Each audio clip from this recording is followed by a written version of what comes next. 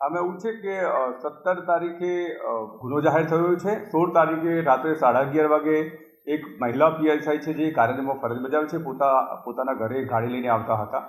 તો જુહાપુરા 4 રસ્તાથી થોડા આગળ આવતા એ જે કાર ચલાવતા હતા એની આગળ એક બર્ગમેન સ્કૂટર હતું કે જે રસ્તો ખાલી હોવા છતાં સાઈડ નહોતું આપતું, એટલે એમણે 2-3 વાર હોર્ન વગાડ્યું।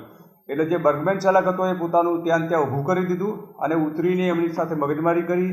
પછી મહિલા પીએસઆઈ ઉતરીને એમને હટાવવાનું કહેતા એમની સાથે મારઝૂડ કરી અને એ મારઝૂડ કરતા હતા એ વખતે ઘણી બધી પબ્લિક ભેગી થઈ ગઈ। એ દરમિયાન એક પીએસઆઈ ફરજ બજાવે છે આગવીમાં, એ ત્યાંથી પોતાના પરિવાર સાથે પસાર થતા હતા। એમણે જોયું કે એક મહિલા ઉપર અત્યાચાર થઈ રહ્યો છે, એટલે એમણે પોતાની ગાડી સાઈડમાં કરી અને એ પોતે ગયા અને એમણે કીધું, ભાઈ આપ નજીકમાં જ પોલીસ સ્ટેશન છે, તમે ત્યાં જાઓ, તમારો પ્રોબ્લેમ હતો, પણ તમે જાહેરમાં આ રીતે વર્તન કરો નથી।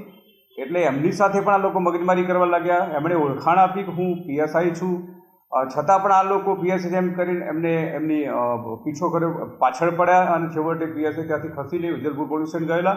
તાત્કાલિક પોલીસ ત્યાં પહોંચી ગઈ અને જે સ્થળ ઉપરથી જે મુખ્ય આરોપી છે મહેબૂબ બકર અંસારી એ અને એની સાથે જે બીજા આરોપી હતા એમને પોલીસ સ્ટેશન લઈ આવી અને ગુનો દાખલ કરી કાયદેસરની કાર્યવાહી કરવામાં આવેલી છે।